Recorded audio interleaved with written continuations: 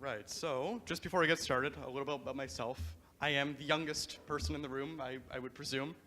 I am actually just 17, though I have worked on, thank you. And what I'm about to talk about today is about a campaign that I've been working on since I was 16, in fact. Back in my day, I was able to get things done. All right, I think I am ready to go. Perfect. So what I'm here to talk about today is food waste, the most interesting topic the world has ever seen. And specifically, I'm here to talk about food waste from supermarkets. That is food that went unsold, but is still edible. And that makes up more food waste than people might expect. So this is food that often gets overlooked. This is food that often gets looked at as being garbage, as being unnecessary to people, as being unneeded. But that simply isn't the case. Often this food is still good to eat, but less than desirable by the average consumer. This could be dented produce, dented boxes, a little bruise on something, that sort of thing. But instead of donating this food to charities such as food banks, it is wasted and often destroyed by injecting bleach into them so no one can go into the dumpster after to take it out. And this is affecting more people than one might expect. Good examples of this are students, who are disproportionately affected by the rising prices of groceries across Canada, who have often been looked at by going into these dumpsters to retrieve or recover food that went unsold. But what are we doing about them? Not enough, in my mind. Every year, as of 2014, $31 billion of food is wasted. That's about $1,000 every second. So as long as I've been up here, about $80,000 of food has been wasted in Canada, which is one of the highest per capita in the world. And this is affecting 4 million Canadians living in food insecurity. Woodstock had an attendance less than a tenth of that. So if we take Woodstock, the major festival, take that attendance, multiply it by 10, and you have the population of Canada living in food insecurity. And something that needs to be considered as well is that 1.5 million of those are children. In Canada, 1.5 million children are living in food insecurity. And if we look at Canada as being such a rich country on the international stage, this is unacceptable in my mind. Thank you. And this means quite a bit.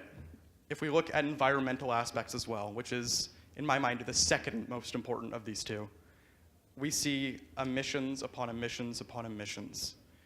And in an age where we're moving towards pricing carbon, moving towards eliminating greenhouse gas emissions, we need to consider the amount of emissions coming from food in landfills. And specifically, that is 2.6 megatons of carbon dioxide equivalent from this food waste alone.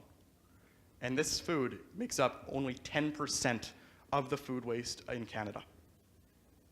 And this is 10% that doesn't need to exist at all. So we often think of methane as coming from cattle. But if we want to think about that in terms of this food waste specifically has the equivalent of 8.6 million cattle worth of methane emissions per year. So what do we do about it? What is to be done about a problem like this? Well, I think quite a bit. So back in January of 2018, I launched a petition on change.org, which as of today, I just checked, has just over 219,000 signatures on it.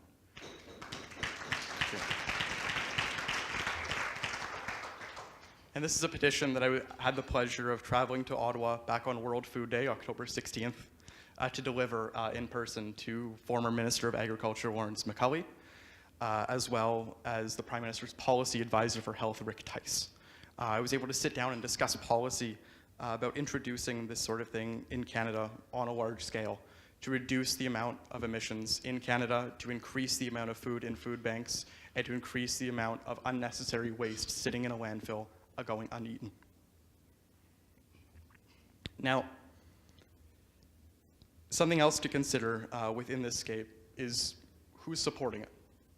Well, there's only one MP as of right now that has made a firm commitment to doing so, and that is Ruth Ellen Brussel, who's the Member of Parliament for Berthier-Masquinongé.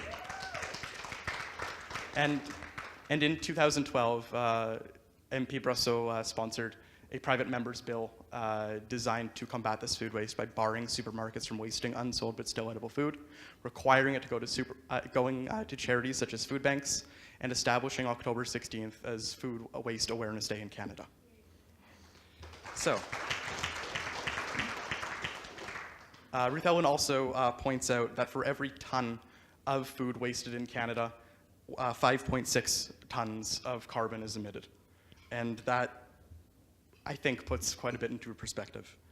So when I had the pleasure of delivering this petition to Minister McCulley, we didn't get any firm commitment in support of a resolution like this.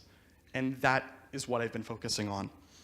And through meeting people across Ottawa and in my hometown of Kelowna, I've been able to move forward with promoting this sort of thing. And one of the biggest examples I've had of being able to promote this has been as a member of the British Columbia Youth Parliament, where, thank you, where I was able to sponsor a private member's resolution in support of barring this food waste. So this resolution, out of 97 members in BCYP, only 2 voted against it. Whew. And, thank you. And through this, this resolution was then forwarded to the government of British Columbia, to the Minister of the Environment, as well as the Minister of Agriculture, who's sitting in front of me here. Of course. As well, I will point out that I really do appreciate Minister Popham on this issue. When I was in Victoria for BCYP this past December, Minister Popham did come for a bit of a visit where I was able to talk briefly about this to her. And I will remember word for word what she said. She said she thinks it's a great idea, and it's one that I hope we'll be able to see followed through with on the provincial scale.